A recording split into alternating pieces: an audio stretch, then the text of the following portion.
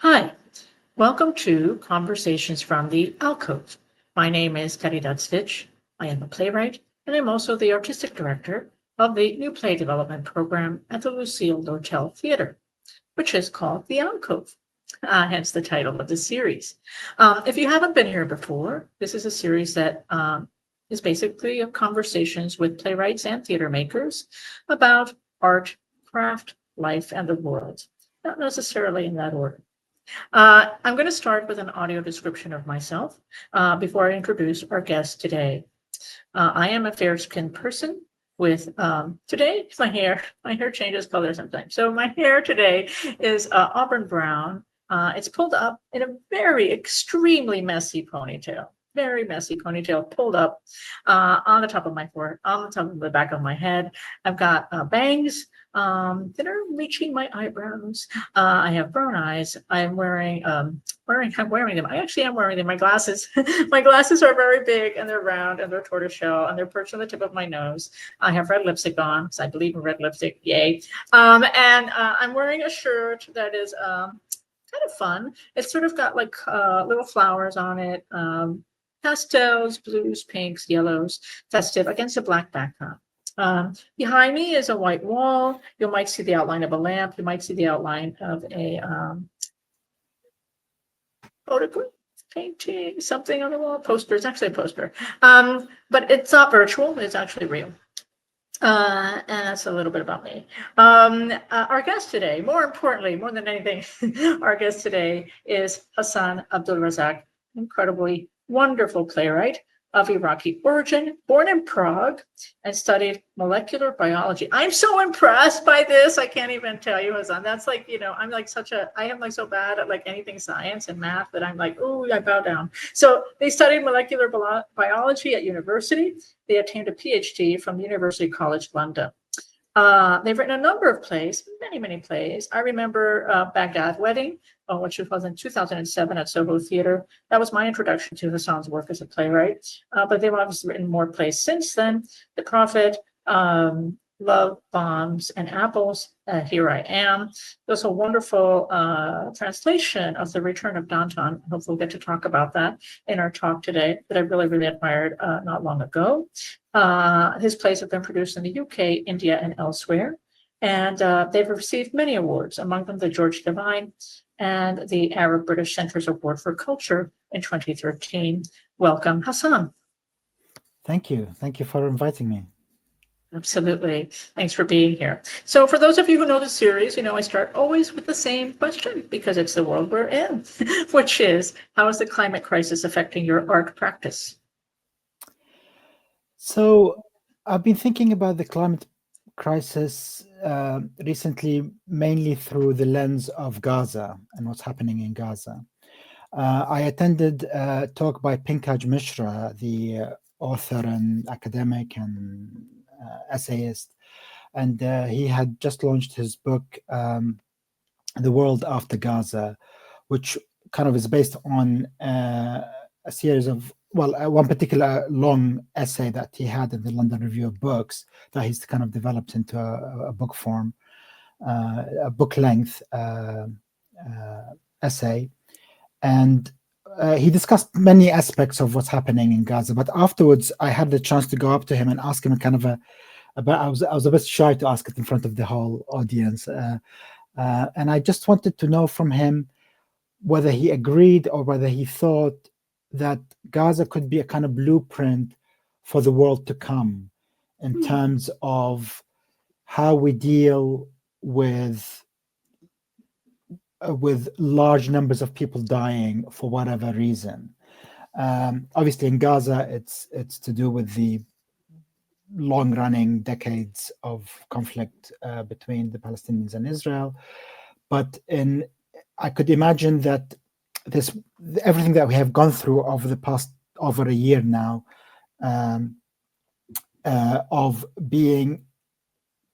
of seeing one reality on our phones, for those of us who kind of follow the accounts on Instagram of Palestinians in Gaza and so on, and news outlets, independent news outlets that report accurately on what's happening, versus the mainstream media. And in this country, it would be something like the BBC and so on, which tends to be much more selective about what they report.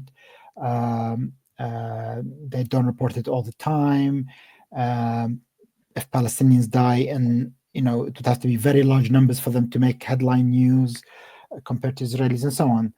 So I thought, is this the world to come? Is this how future conflicts, particularly based on climate change, that this would be a kind of a terrible blueprint, that we will be seeing truths that are coming to us from independent media and seeing them being denied by our politicians and by our mainstream media, and that we could go out and protest and show solidarity with the people being affected, but ultimately that might not result in the policies we want to see. And that is a really terrifying thought. And I put this to Pankaj Mishra, and he kind of agreed with me. He said this is exactly kind of what he's been thinking about as well. And so I think this is how I've been. This is kind of a thought that has dominated my mind about climate change. I'm currently writing a play set in the Nakba, and there is something about the landscape and a loss of land and loss of particularly orange groves and so on, and what that means. So it is a lens. It is, I think, maybe initially I thought of climate change, or earlier on, or maybe several years ago, as something that is a little distant to me, and also that I didn't have the access to talk about it. It felt like there were a lot of that the landscape was kind of dominated by well-meaning liberal white people who've taken the initiative to talk about this crisis, and it just didn't feel like a space that I could enter. But I think with Gaza and everything that's happening, even before that, I more and more began to see it. No, this is, everybody has to find their entry point, because this is the crisis of our time. There's no escaping it, and you can't sort of leave it to somebody else to deal with. Yeah, I was reading an article last night, I think it was, in mondoweiss.net about ecocide. And it was specifically looking at what's been occurring in Gaza as you've said, a template, a kind of template that suddenly a world order might use as a kind of, and the article was sort of, it was a shocking article to me to read and dismaying. But it was saying, that it feels like it's not only the normalization, horrific, brutal normalization of genocide, but also the normalization of ecocide, right? So that in effect, what's been happening is a kind of like, it's just like unbelievable to me. So the blasting of the earth and the constant sort of, and with that disease on top of it, right? So diseases have been escalating on top of it. So we have ecocide, we have genocide, we have democide happening, and pandemicides on top of that. And that's sort of treated like, in a very callous way by the media. It's sort of like, it'll get built over or something. Things are sort of said cynically, I think, about it. And what I was reading last night, it was like 1 o'clock in the morning, and I was like scrolling on my phone. They're teaching us how to get used to this as a way of dealing with the climate crisis. So it's sort of framing it through that lens, which in an odd way, for the last sort of 50 odd years, since people have been sounding the alarm from very different corners, from the world of science, from the world of environmental studies, from different kind of branches of disciplines, saying, look, there's only so much time. Like, look, the planet is burned. Look, we've already passed 1.5, right? And it reminded me of this, which used to be the tipping point, right? People were like, the tipping point, 1.5, we've passed it already, right? And I was reading watched some video of a world leader saying, I think it was a few years ago, saying, well, 2.0 is okay. Like they were already doing that language of it'll be fine. And then I think in the same phrase, they said billions of people will die. Do you know what I mean? And it was like, but it'll be okay. Like there was a sort of strange equalizing quality to the rhetoric.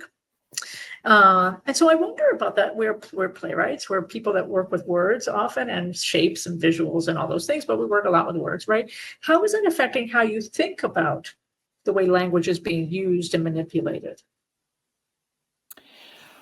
Well, I'm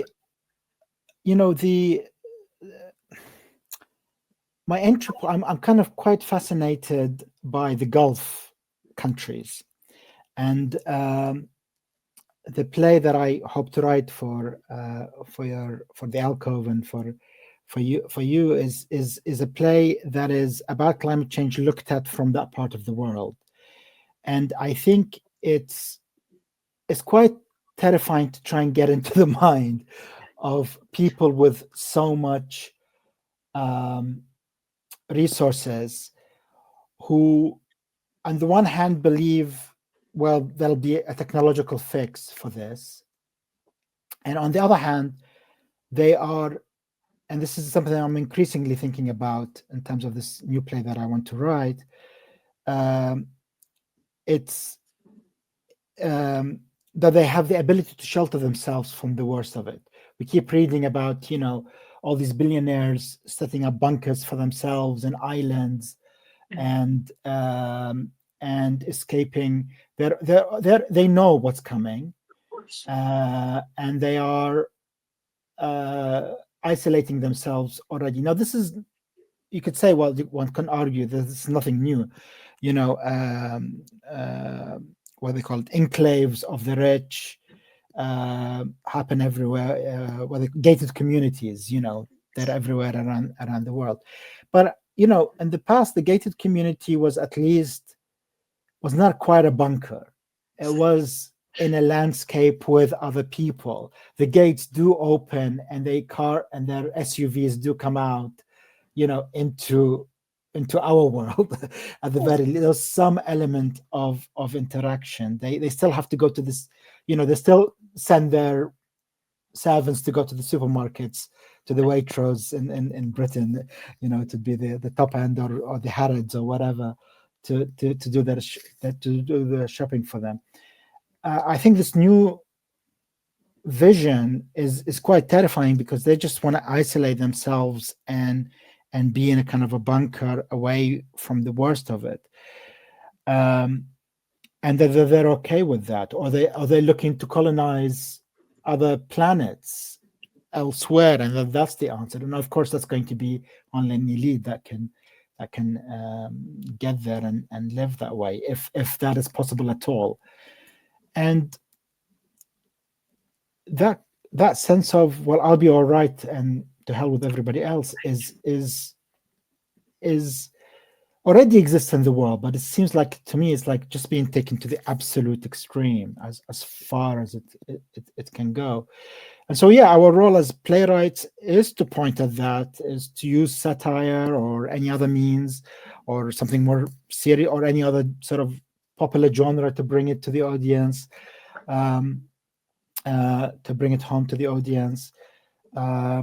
I think that's that's kind of our duty, to fictionalize this, to point at it. I mean, I think that's what I want to say about it for now. We can get into a discussion of, will there be space for artists to say these unsayable things, or is it a certain kind of safer play that gets to talk about this, but not the really one that wants to kind of turn the table completely over. But yeah, perhaps we can get into it. Yeah. So two things. I'm going to sort of jump around. So I'll let our audience know that I have sent questions to Hassan in advance. This is not, it's improvised in the moment, but there are questions in advance. I want to sort of jump to the question around the UK theater scene. And what a colleague told me, I think it was 2 weeks ago, they said, I feel like there's less and less room for experimentation. He said, I feel like the landscape is getting more and more narrow. And then, of course, the discussion started to be about Tory rule and so forth. Brexit, of course, which was devastating. And I think the effects of that are being still obviously felt, right? And now we have kind of like Farage's people kind of rising to the fore, which I think is going to be even worse for everyone, to be honest. I will say that up front. Okay. And but I think what shocked me was like, I thought, I have this illusion maybe that there's always going to be space for experimentation in UK theater. And so I wonder how you sit with that. And of course, it's obviously related to like gated communities, bunker, people kind of like deciding I'll be all right and the rest can fry, right? So where do you see that as a theater artist? I think there is still some degree of room for experimentation. British theater generally tends to be probably more conservative than the continent. It's much more text-based, much more, there's emphasis on the what's called the well-made play, whatever that is, and kind of traditional structures. But people do break that or mess around with that. I saw recently the play Rhinoceros, the new staging of Rhinoceros at the Almeida Theatre, directed by Omar Al Rayyan, and he experimented with this play. It was a very different version to the one I'd seen many years ago by Dominic Cook at the Royal Court, which was much more in the naturalist, much closer to naturalism than this version by Omar. And some critics didn't get it. They were like, this is too messy, too many things are happening. And yet I thought his kind of meta commentary on the play was really interesting. And, Omar was already approaching that people are going to come and book this play because they know something about it already. And he didn't want to be, I guess, too heavy-handed in its links to the rise of fascism, which is what the play was kind of originally satirizing. And it was sort of experimental in its approach and its design and everything about it. And I enjoyed that. And that was in a theater that is not that necessarily well known for experimentation. But maybe it felt safer with a classic, it felt they could take that kind of risk. Now, in other spheres, I think it's probably a true, I would agree with your friend that said experimentation is limited in the UK. I think, for example, in the Royal Court under Vicky Featherstone, the previous artistic director, there was a kind of a moment where a lot of different things were tried out, some successfully, some not so successfully. And there was a little room for that. But we were in a different economic climate as well, and a different the cuts hadn't from the government into the arts hadn't really eaten into the industry the way they have now. So I think people are being more cautious. They are going for more popular things. Adaptations are everywhere. I live in West London in Hammersmith, and the Lyric Theatre next to me, they're doing an adaptation of Ghosts, and that seems to have gone well. It's getting good reviews. So yeah, I think people will be cautious for a while, but I think what that ends up doing is that when somebody does do something experimental and it works, and it that quickly, word of mouth really goes very quickly, and and people become interested because something has kind of upset the surface of the pond, Right. So I think there is still room, and I hope it comes from Britain itself rather than just getting productions from Germany or somewhere else. I hope that does happen. From within, for people being supported to actually pursue active experimentation in the theater world, which I think is, it seems silly sometimes to advocate for this, given everything that's happening, in geopolitics. But I do feel like these spaces that are, where failure can happen at any moment theatrically, where it may not work, this question of it may not work is at stake, I think are necessary to sort of champion, because if everything is predicated on it will work like this because this is the way it's been done, blah, blah, blah, then you're sort of feeding, yes, it's status quo, but it also weirdly becomes propaganda arm for, it can become a propaganda arm for state leaders, you know what I mean? Oh, the theater's okay because it's really not doing anything, in other words, right? It's irrelevant. And I feel like sometimes those acts of experimentation, even if they're like deeply weird or they don't work or they, whatever, they kind of push at the idea of irrelevance. They kind of push it like, oh, it actually made me feel like this, or I'm reacting to this. So like there's a sort of, you're having to have the encounter, which is theater is based on, right? Theater is an encounter, right? That's what we do, right? And I think sometimes it's forgotten and it's seen as I don't know what, Netflix or something. Nothing against Netflix, but a passive sort of experience. How did you get into playwriting? So I am fascinated by this. How does a biologist become a playwright? How did that happen? It really happened kind of by accident. I started writing my first play, Baghdad Wedding, the one you saw. I think around 2005. Two kind of elements happened at the same time.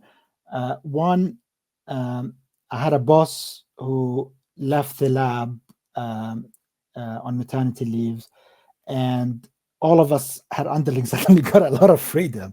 It's a great story about give people some freedom and see how creative they get, because we managed to publish several papers in that time. We continued the work she had initiated, so we slacked a bit, but we were still productive. We got the scientific papers out, but at the same time we were kind of having long lunches and discussing politics. And one of us in the group went and she was a piano player, went and played the piano. I started writing my play. At the end of the day, around 5 o'clock, I would kind of stop the experiments and get on my desktop and open this document called Baghdad Wedding that I didn't know what it was. Was it going to be a sketch comedy? Was it going to be just some strange short story? Or prior to that, I had just written short stories, and suddenly I realized, no, this actually is a play, and I started writing it like a play. And it was just really pulling at a thread. It was two friends. One is about to get married in Iraq. The other friend is telling him, cautioning him against this marriage. It's a slightly sort of risque kind of comedy opening scene. And then from there, I got the voice of the narrator, and he started telling me about Iraq. I started mining some of my own memories. And then suddenly we were delving into the whole Iraq war through the lens of these three friends that all returned to Iraq at various times. The other aspect that was happening in my life is my father was in Iraq, and he was telling me a lot of stories about what was happening, and I was very worried for him and very worried about his survival, really, there. But he was also telling me some great stories, like they opened, I think I put that in the play, they found in Saddam's palace 200 bottles of Blue Label whiskey that he had stashed, and things like that. So I started writing that play, and also it was kind of a response to the fact that there wasn't an Iraqi representation of the war. There had been, the big play at the time was Stuff Happens by David Hare, Right. and that kind of annoyed me, that play. Even though it was verbatim, it kind of ended on an unnamed Iraqi character saying, well, if this is what people should expect if they don't liberate themselves, which is a line that really kind of, a line of equivalent to that, kind of antagonized me, and I kind of was writing against that at the same time. And I had no idea about the theater. I used to go to the theater as a punter, but I had no insight into the industry or how it happens. I sent it to an actor friend. He then sent it to the artistic director of the Soho Theatre, Lisa Goldman, and she decided to direct it. It gave me a very false view of what theater is like, because it kind of like from the time she sent it to her, I think the play was put on about 2 years later, and I was kind of like, oh, this is taking time, and later I realized this is actually Right. this is ideal conditions. Like you could spend 10 years on a play, and it might not see the light of day. So that kind of opened the doors for me. That play won several awards and so on, and had productions in India and Australia, and then I got commissioned and so on, and I became kind of part of the industry. I still feel an outsider all these years later. It's never. I don't think any playwright feels like I'm in complete. I mean, there are a few maybe who do, but generally everybody is a bit of an outsider in this way. Have you do you miss, this is not a question, but do you miss your life as a molecular biologist? Oh, so I spent 7 years as a purely as a writer, Right. and then when COVID happened, I decided if I don't return to biology, then I'm never going to return. And I found a way to get back into biology through a particular scheme, and I've been working in biology for the last 3 years. My contract just finished, but I'm hoping to get a grant and continue. So I've on the whole, I've managed to maintain both lives together. Although I did have 7 years where I was purely a writer. I didn't enjoy that, being purely a writer, that much. I found it quite lonely, in particular when COVID happened. I found that very lonely. But I think so. I like to keep a foot in both worlds. Yeah. Cool. You have a double life. Yeah. The double life of Hassan, biologist by day, writer by night. No, it's awesome. And Chekhov was a doctor, as we know, right? It's not uncommon for playwrights to have more than one profession, and this idea that you should only do one thing sometimes gets in our way. Sometimes, I think, to thinking about how else we can apply our skills, talents, and services to other industries and other disciplines. So I didn't realize that it had been only 3 years that production happened. Baghdad Wedding happened 3 years since you wrote. I mean, I have to say that's kind of like a Cinderella story in playwriting, because it so rarely happens that way. So you do get spoiled. I think you don't realize. For people out there that don't know this, it does take years sometimes. In fact, I was joking the other day about a colleague of mine wrote a play in 2016, and it's going to have a premiere in 2026. And that's like, it was just, of course, that's, what I mean, in our industry, that's like, of course, that's the way it is. And it's like, but actually, for the writer, for the person that's doing the writing or has done the writing, if there's a draft, etc., you're sitting with that material for all that time. There's this thing of living with the work, which I find really interesting as a playwright, where if you're building a body of work, or you've written 10 plays or 12 or whatever you've done, and they don't get to see the light of day immediately, but you're still living with them. And they affect how you think about things. Like you move through your day and you're thinking maybe about those characters you wrote, or about a scene you wrote, or what am I going to write next, etc. But the outside world has no context for that, right? The outside world is like, let's say a play gets put on finally 10 years later, and they're like, wow, a new play. You're like, if only you knew. Do you know what I mean? You're actually not the same person anymore, really, than you were when you wrote it 10 years ago or whatever. So there is this odd, I think, experience for the writer where you've been living with material for a long time and maybe not like writing on it daily, right? Like you make the draft, you make another one, you set it aside, etc. You make other things. And then sort of weirdly revisiting it when it has a premiere, like suddenly it's new, but at the same time you're like, oh, my old me. My old me is at rehearsal. And so I wonder how you navigate this part of the process that is quite private, actually, for the writer, which is where you're living with material, but at the same time, at some point, eventually, if you're lucky, if the theater gods smile on you, that it suddenly becomes new, and how you negotiate that process of being, shall we say, thrilled, excited, interested again in that material. Sometimes you move on and you've written something, you're like, oh, I wrote that. I don't know who I am now, right? Like that's not me. So how do you sort of negotiate that process emotionally with your the plays that you make that don't get to see the light of day immediately? I think it's the actors are the answer. They're the ones that bring fresh energy into it, because once the actors, you've written a draft, or you've written what you think is the final draft, and then you take it to the actors and you realize, okay, I've got to start all over again. And their questions and their enthusiasm, if you're lucky, if they're so I've had one example. I was commissioned by quite a prominent theater, and I wrote something that was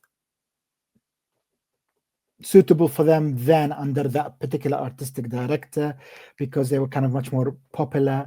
So I wrote a kind of a zombie comedy about inequality, and I thought it would be fine for it would work at that time. And this has happened a couple of times in my career. I don't know if you've had this experience. The artistic director, by the time you sort of finish it and polish it, a change of artistic directors happen. And the way it works in theater, it's a bit like dictatorship. It's a bit like when Saddam Hussein took power in Iraq. They come and they kill everybody that was there before, and they bring in their own team, and they bring in the writers that they've known, and there is often very little kind of fidelity to the writers that are on their books. And I was in a situation like that. So I had this play, and it was a shame, because I kind of spent a long time working on it and researching it, and it just sat there forever until a colleague came, and he was looking for a play to do very quickly for a drama school, Central School of Speech and Drama, and I was like, okay, I've got a play. Let's try it out. He wanted a big cast play and so on, and we tried it out, and the students were great. They just elevated. They made me enthusiastic because they challenged me, and drama students are wonderful because they have no kind of. They're not shy about expressing their opinions. They're not scared of anything. They say what they think, and so it was really great, and I think we did a decent job on that play. It was for a drama school. It was on for a week, but I felt like it got out there. Some people got to see it, and it had a life, and it was the start of a lot of young actors who probably go on to do great things, and that gave them a start. The play might also have another life in the future. Who knows?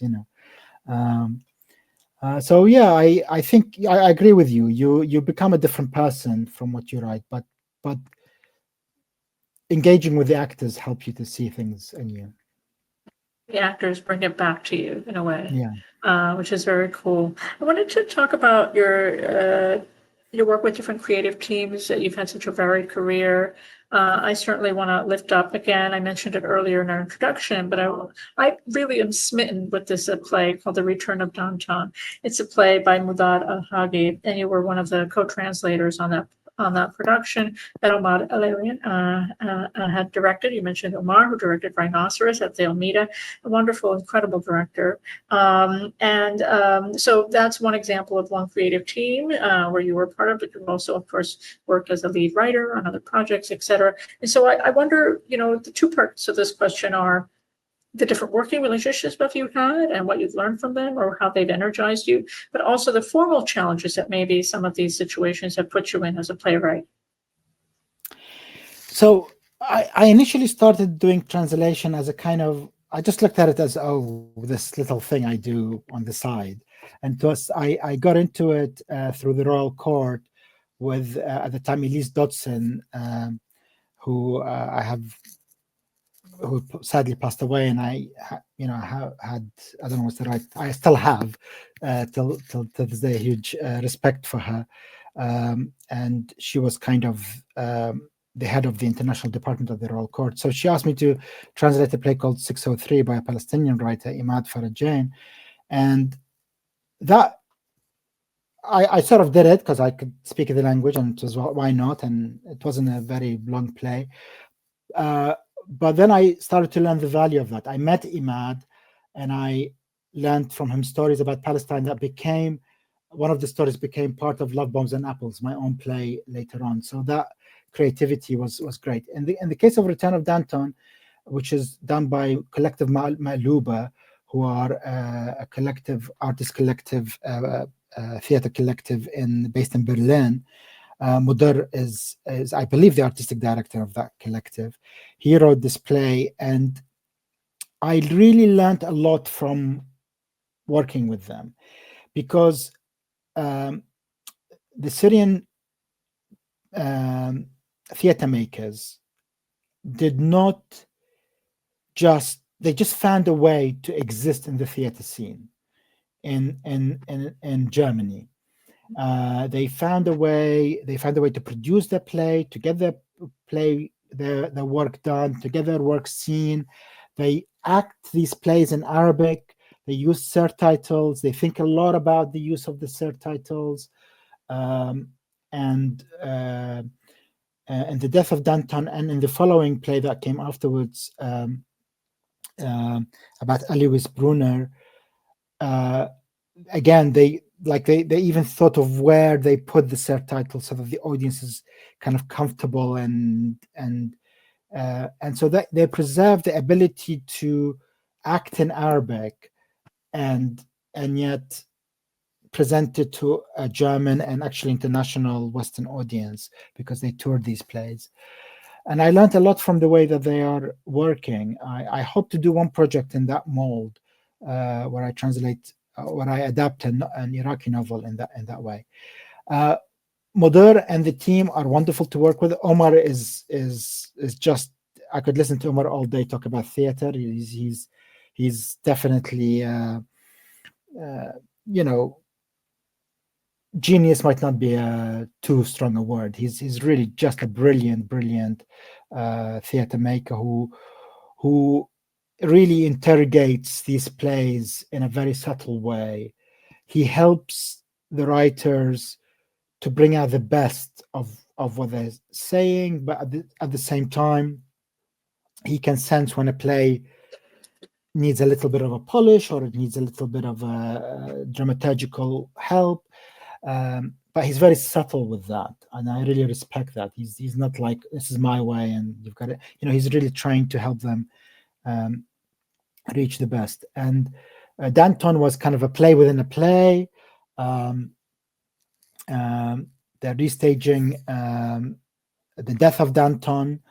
A Syrian troupe is restaging The Death of Danton, but at the same time they're discussing, why are we looking at the French Revolution? Why don't we talk about our own revolution? And there's infighting, and there is hash smoking, and there is chaos, and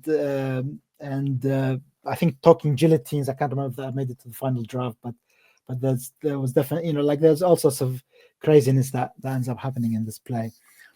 And it's very different from, I think one of the joys of being a translator is you get to kind of inhabit a different body of work that's different, with different sensibilities from your own. So you just get into it and you see the world afresh, and you think, oh, okay, the theater could be this as well. And it can take years before that experience percolates, if it does at all, into your own work. That it could take a while, but it's just, I really love the collective Maluba guys. They're great. Whenever they ask me to translate a play, I always jump at the chance.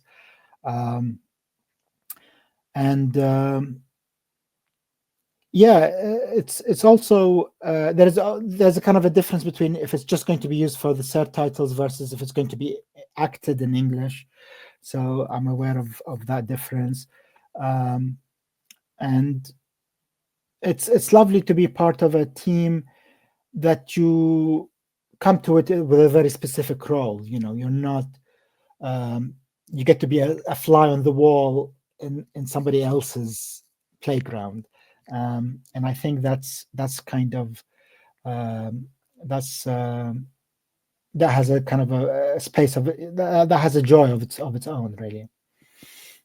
Yeah, there's something so beautiful about translation. And yes, you do sort of inhabit the body of another writer in a way. You kind of like get to play in somebody else's organism, and how they think about theater, and how they think about the world, and how they think of even, if they're writing characters, if they're thinking about character. And you get a break from yourself, which I think is nice, to have a break from yourself as a writer. And yes, I think it does eventually filter in. I think one of the things that happens as a translator, and you go back to making your own work, and is that I think of it more like you have more friends. Do you know what I mean? Like, you're facing the page and maybe you're stuck and you think, how would Mudar fix this problem? Do you know what I mean? You can sort of rely on being inside a different organism or multiple organisms that you've been a part of, if you're so lucky as a translator to translate more than one collective or one artist's work, and then you have like more things to draw upon, right? And you don't feel so lonely as a playwright facing the creative problems that happen when you're writing a play. I really enjoyed reading your play Cora K, which I read last night. Oh, wow. I finally got around. Sorry, I was so slow. No worries. With getting to it, and I really enjoyed it. And I think there's a beautiful line in it that I like. It's one of those lines that just hit me, where it's like you say everything is a translation, and even like what is called an original work is a translation of something in life. Right. And I thought it's one of those things that it's kind of staring you in the face, but until you read it on the page, the truth of that really hit me yesterday when I read it. So yeah, I think we're all like you say in your play, we're all in the kind of process of translation of something. It's just different degrees of that. Yeah, and I think it takes off it's so interesting because I won't give it away for people who knows if that play will ever see the light of day on stage, but I hope so. The play deals with questions of fidelity and so forth and how that's interpreted. But I'm also a little bit like, but what do we mean by fidelity? Because actually, if I'm a playwright and I heard my friend say something, and then I write a play and I think about like what my friend said and I put it in the play, I'm already kind of translating an experience that I've had with somebody else, and I'm putting it in the play and I'm calling it mine. Right? This idea of like ownership and property and all these things that go along with playwriting, intellectual property, et cetera. And so I think it's just this area of like, we're only faithful to how we're trying to capture an experience of something and crafting it. But actually it's coming from multiple directions. It could be, as you said, from memories that somebody told you about, and then it's all in this weird soup called a play, right? And sometimes you are aware of it, and sometimes other people catch it. Like sometimes somebody will read your play and go like, wait a minute, isn't that like from, and you're like, oh, maybe it was. Do you know what I mean? Where you suddenly realize that there was maybe something you were reading that impacted the work. It's such a being a playwright is a little bit like being a sponge or a magpie. People use different metaphors for this. But I also think it's, there's this line of Virginia Woolf's, which I'm slightly paraphrasing from one of her essays. And she talks about that writing is like being a tuning fork for the world. And in a way, if you're a tuning fork for the world, then you're receiving these sort of waves, right? You're receiving the messages, the signals, right? And you're just translating them into a work of art. And so yeah, everything is a translation. But people get caught up in the word for word thing and all that stuff. But it's part of our business. What can we do? I wanted to go into the question, very heady question about polycrises and living in a polycrisis as with living. We talked about earlier being living within ecocide and living within genocide and living within all that as people, and directly impacted whether we're on the ground or not. It always impacts you. I think this notion of interconnectedness is very important, right? So we're not in a bunker. So what I will say is that we have these polycrises, and I was reading 2 different book reviews recently, and one of them talked about the politics of melancholy. This sort of melancholy can be an act of resistance, and I was looking at it through the lens of W.G. Sebald. And the other review was sort of looking at the idea of futurity as not something that you're aiming toward, right? It's something that's over there. We're going to futurity, here we go. But it's saying, look, what if we think about this differently? That an act of resistance can be about writing your present in a very specific way. And that the present becomes the future. That the future that you're fighting for is now. It's not over there. It's not 10 years from now. It's not 20. It's now, right? And so I don't know if any of this resonates with you or, I'm curious of your thoughts. I think this issue of polycrisis, I find it an interesting term because I feel like my whole life has been kind of lived through a polycrisis. And I think when you come from 2 cultures, that is, you kind of live in 2 time zones. So I had with me all the timeline of Iraq and everything that's happened to Iraq, which was sort of one catastrophe after another. I was, I came to age in the Iraq-Iran war, and then as a child, and then later on the first Gulf War, and so on. And then, but I didn't live. I lived only like 1 year of the Iran-Iraq war, and then the rest I lived outside. But they kind of lived with me because I was following this because it was my home country, and it affected my parents, which is kind of carried its own generational trauma. And then I was living in the UK, which also went through various sort of crises, recessions, and and then seems even accelerated in recent years.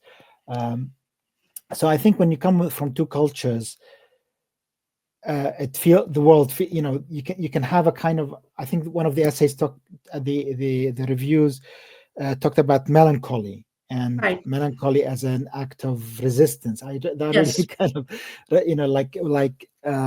because melancholy implies a kind of a non-acceptance of the world as it is. And I've written a play that is not yet fully finished, although I kind of finished a draft that I'm sort of sending out, but and it's about that generational trauma, and it's about dealing with multiple, what happens when you've come from places that have had just a catalog of crisis, and how that affects you, how that affects your parents, and how their depressions and their psychological traumas affect their children, and the guilt you have of surviving, and so on. So I don't think I'm answering your question fully directly head on. I'm slightly going at tangents, but I just think that the world, for me, it feels like, and I don't know whether, I can't yet decide whether this is a position of privilege, but it just does feel like really just so much is happening in this particular moment.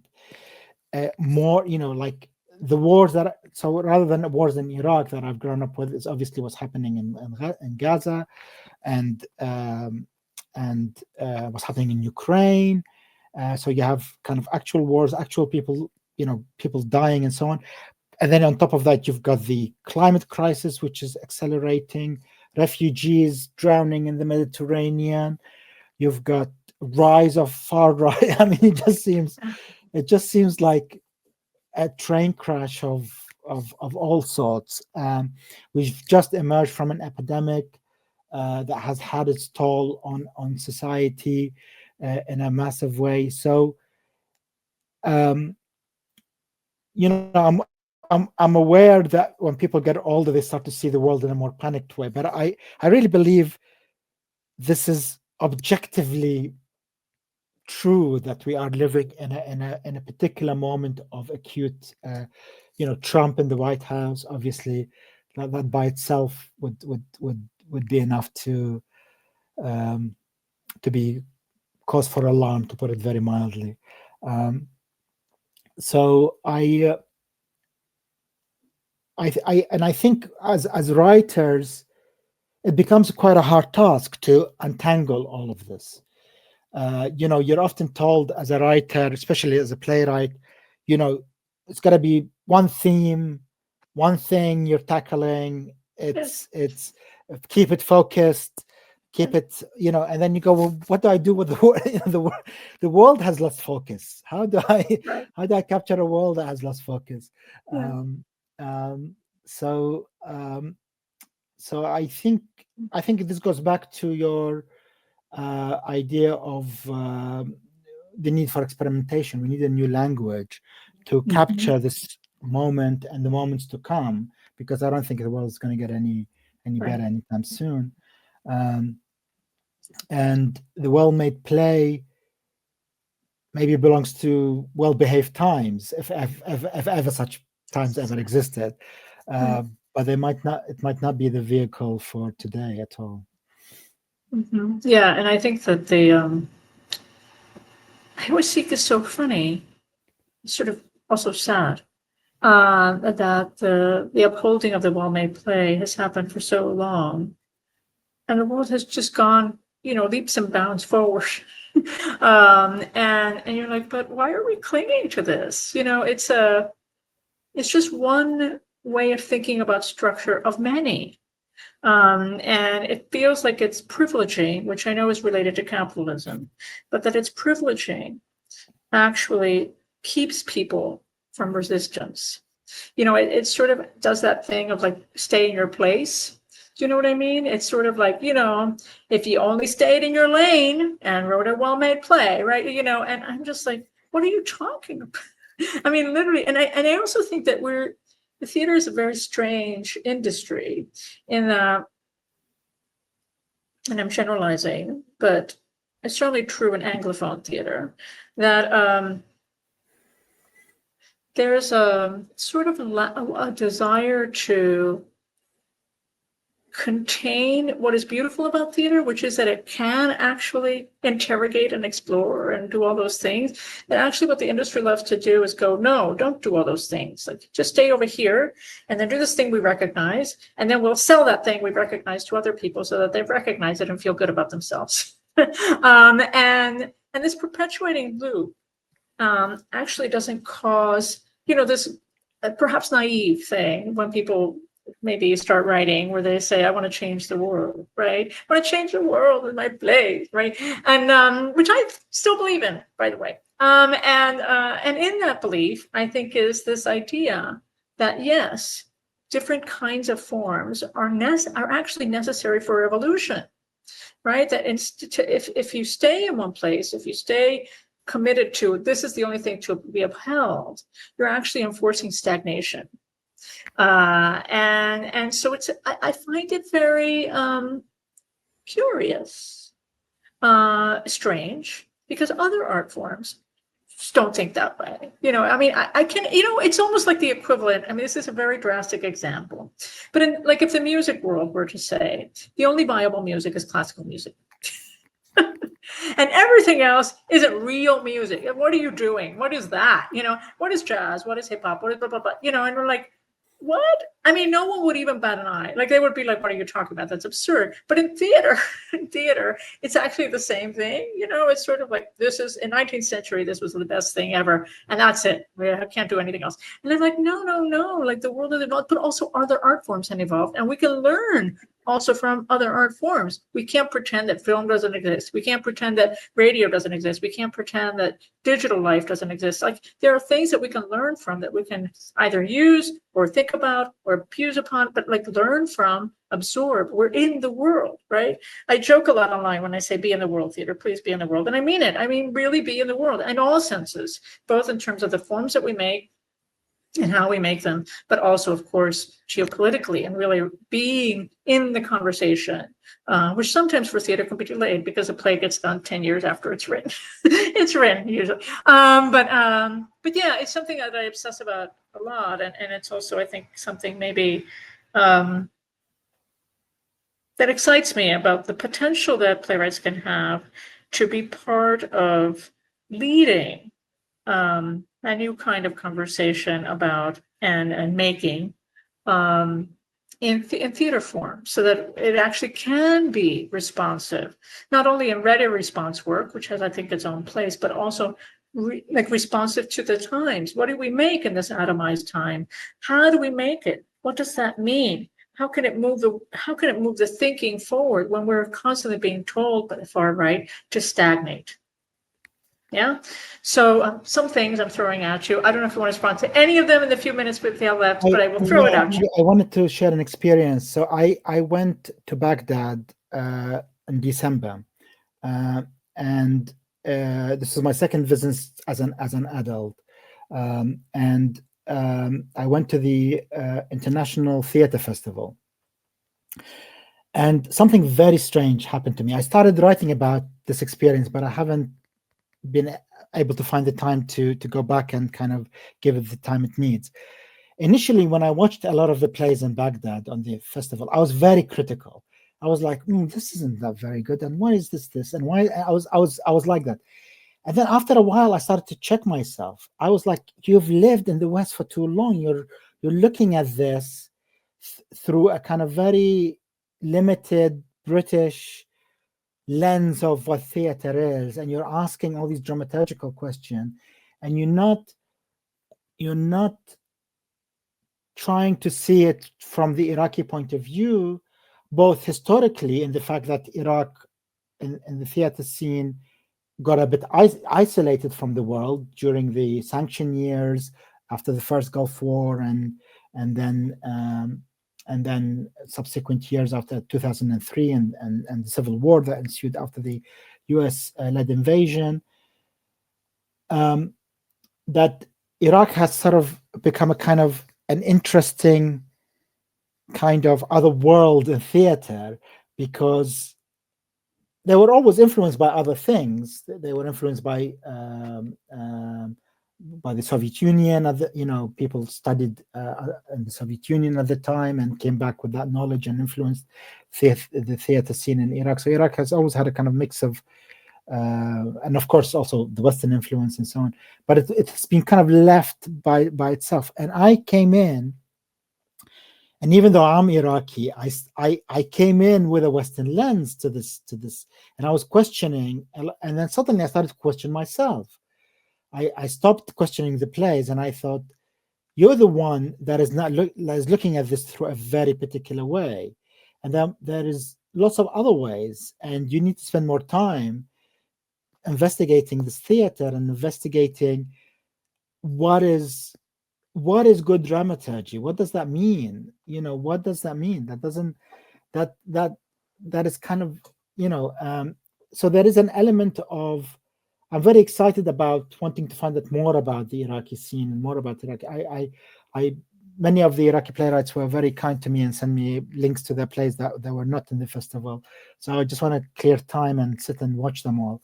But there is so much to learn from other cultures, particularly cultures that have been a bit in isolation, because obviously things go on and they create a kind of a language and and thing. And it was a big lesson for me, this trip to Iraq, of how not to make the assumption that effectively there's one way of looking at theater, or even a range of ways, because I thought I had I knew a range of ways of looking at theater, but I realized there's like a whole other way. And it's okay to sit with a play that doesn't feel that it's pressing the right buttons in your operating system in your mind. In fact, it's more interesting when that doesn't happen. It's more interesting.